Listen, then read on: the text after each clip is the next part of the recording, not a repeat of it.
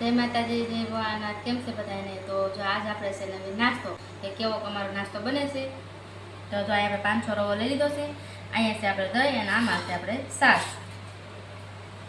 ચાલો તો આપણે પહેલાં છાશ નાખી દઈએ છીએ. હવે આપણે નાખી દહીં.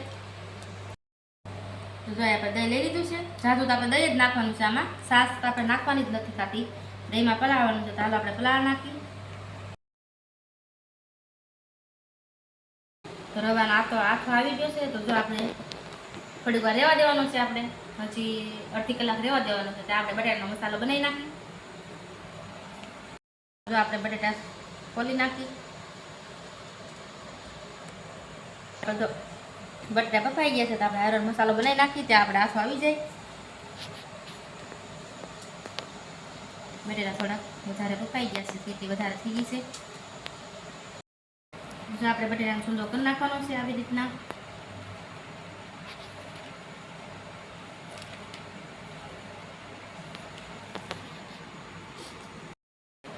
સૂંદો કરીને આપણે કરવાનો છે વઘાર.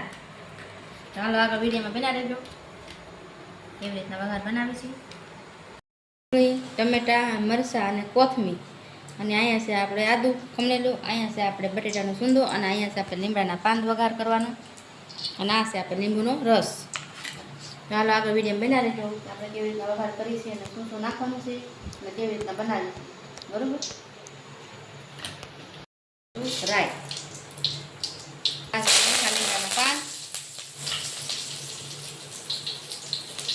હવે આપણે નાખીશું તલ. તલ નાખીએ એટલે થોડું બુડે બહુ. હાલો હવે નાખીએ આપણે મરચાં. હવે નાખીએ આપણે ટમેટા. હવે નાખીએ આપણે ડુંગળી. આપણે આદુ, ડુંગળી ને મરચાં પછી વઘારમાં નાખી દીધું છે. અને હવે એને થોડીક વાર ચડવા દેવાનું છે.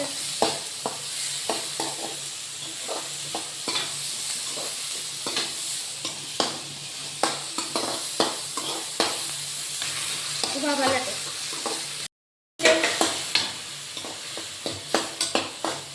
હાલો હવે આપણે આમાં પેલો મસાલો નાખી દેવાનો છે. હવે નાખવાનું છે આપણે ધાણા જીરું. હવે નાખવાની છે આપણે હળદર. હાલો હવે નાખવાની ચટણી.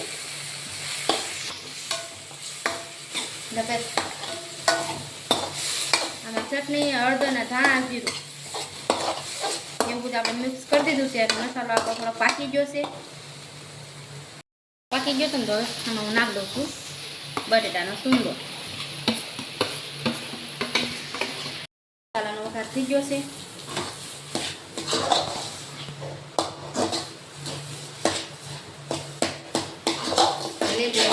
નાખી દીધું છે. હવે આને આપણે ઠરવા દેવાનું છે. કેમ કે આને આપણે ગોળ ગોળિયા વાળીને આપણે બટેટાના વાળીયા અને સૂંદો કરીને પછી આપણે ઓલા નાખવાના છે. આગળ તમે વિડીયો બના દેજો કેવી રીતના કરીશું. હવે નાખીએ આપણે ધાણા ભાજી.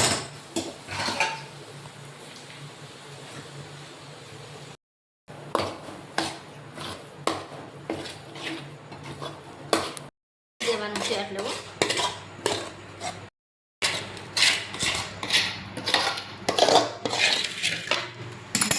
ફરી ઠારવા મીઠી પછી આપણે તમને વિડીયોમાં બતાવીએ. આવી રીતના આમ કરીને પછી આને ઢાંકી દેવાનું છે. ઢાંકી દીધું છે આપણે. આને કહેવાય દેશી ચૂગર. હા આને કહેવાય દેશી ચૂગર. જોઈએ હવે કેવું સડી ગયું છે. હાલો સડી ગયું છે સરસ મજાનું. તો આવી રીતના સડવા દેવાનું છે હજી થોડીક વાર. પાછું આપણે તેલ નાખીને પાછું આપણે ફેરવી નાખશું. અંદર મસાલો ભરી દેવાનો.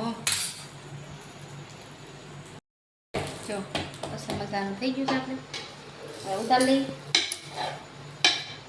આમાં આપણે સાપું મૂકી દઈએ ને પછી આને આપણે કટિંગ કરશું. કેવી રીતના કરવાનું છે તો આપણે તેલ નાખવાનું છે. પછી આપણે ચાલો હવે આપણે ખીરું પાથરવાનું છે. આવી રીતનું ગોળ ગોળ આવી રીતના જો પાથરી દેવાનું. હવે અહીંયા આપણે મસાલો લેવાનો, આમ કરવાનું, પછી આ રીતના આમ પાથરી દેવાનું છે આપણે. પછી ચમચી લઈને મસાલાના પાથરી દેવાનું છે આપણે. ગટેડિયા મસાલો આપણે પાથરી દેવાનો હજી. પાછું આપણે માથે નાખવાનું છે ખીરું.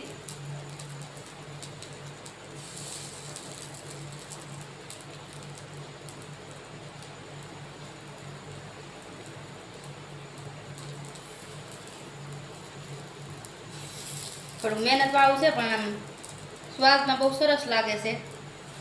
એકવાર ટ્રાય કરજો. હવે આપણે ઢાંકી દેવાનું છે. હા, હવે આપણે એને 1 મિનિટ લગન ખોલવાનું થતું નથી. અને હાલો તમને કટિંગ કરીને બતાવી દઉં. આપણે 1 મિનિટ એક વસ્તુ અસર થઈ ગઈ છે.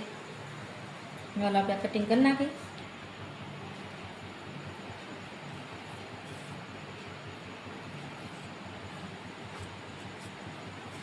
જોઈ શકો જો આવી રીતના આપણે મસાલો ભરેલું કરવાનું છે. અહીં તમને નવીન પીસ બીજું બતાવી દઈશ હજી એકવાર. આ તો હજી આપણે પહેલું ટ્રાય કર્યું છે એટલે આ સરસ એનથી સરસ બન્યું છે. જો આવી રીતે હાલો આપણે બની ગયું છે એ તમને હવે બતાવું. ફેરવવાનું છે આપણે. એક સાઈડ સડી ગયું છે.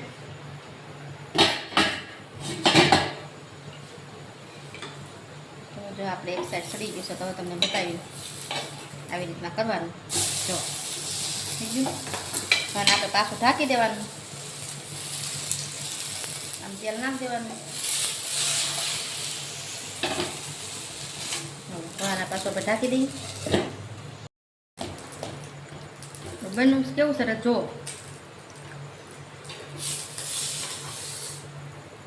હાલ આપણે ઉતારી લીધું છે.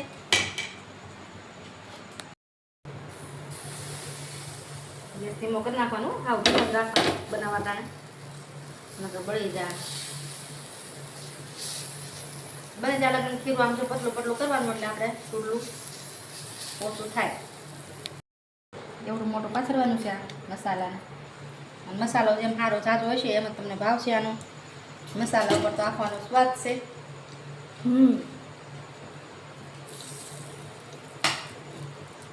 તેલવાળી ચમચી ગોળવાની એટલે શું છે કે આપણે મસાલો પાથરીને ત્યારે આપણે મસાલો છોટે નહીં ચમચીમાં આટલું.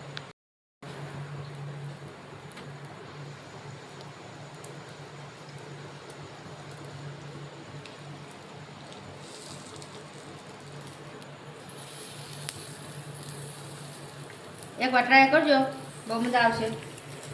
અને સ્વાદમાં એવું સરસ બનશે કે વાત જ જવા દો. પછી કરીને કોમેન્ટ કરજો કે ના ના કેવું બન્યું. હાલો હાલ આપણે ઢાંકી દેવાનું છે. 2 મિનિટ લગન ખોલવાનું નથી. જો હાલો આપણે આ પીસ કાપીશું પાછું.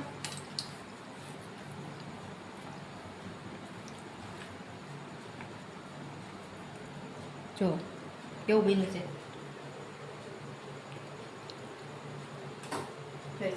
બે બાજુ કેવું સરસ બને. અને જો આપણે આમાં અંદર મસાલો છે હાલો તમને બતાવી દઉં. જો આવી રીતના મસાલો આવશે. અને આપણે આમ કટિંગ કરી નાખવાનું. એટલે શું છે આ ગરમ ગરમ હોય તો ભાવે, હાવ ઠરી ગયેલા ન ભાવે. એટલે આવી રીતના આમ પીસ બનાવી નાખવાના છે. તો આવી રીતના આમ પીસ બનાવી લેવાના. ભવદીપ તો અમારે ગરમ ગરમ શાકભાઈ મળ્યો છે. કેમ ભવદીપ? જો એકવાર ટ્રાય કરજો, બનાવજો ને કોમેન્ટ કરજો કે કેવા બન્યા છે. 1 નંબર બનશે. તમને ખાવાની બહુ મજા આવશે. સ્વાદ સરસ આવશે. તો હાલ આપણે ત્રીજું મૂકી દીધું છે. હવે સડી ગયું છે એક ભાગ. અને આપણે જોઈ લઈએ.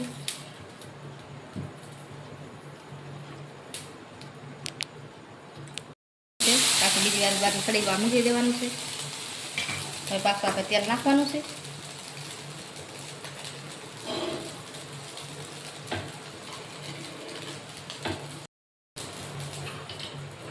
બની ગયું છે. ઉતારી એવું એક બાજુ આપણે ફેરીને પછી ઉતારવાનું. લઈ કટિંગ કરી નાખી. ચાલો આપણે જો આ છેલ્લું પીસ જોયું છે, બધા બનીને કમ્પ્લીટ થઈ ગયા છે. તો જો અહીંયા આપણે બનીને તૈયાર થઈ ગયા છે, જોઈ લો મસ્તી ના સરસ મજાના. જો ચાલો બધા જમવા. આપણે આ પીસ વતન બનાવી લીધા છે. દેખો ચટણી છે, આ છે આપણે દહીં પુદીનાની ચટણી, આ છે આપણે લાજવાબ ચટણી. તો હાલો બધા હવે આવી જાઓ, બહુ ટેસ્ટી બનાવશે તો આવી જાઓ બધા જમવા. હાલો બધા જમવા. હવે આપણે જમવા બેસી જઈએ, બધું તૈયાર થઈ ગયું છે.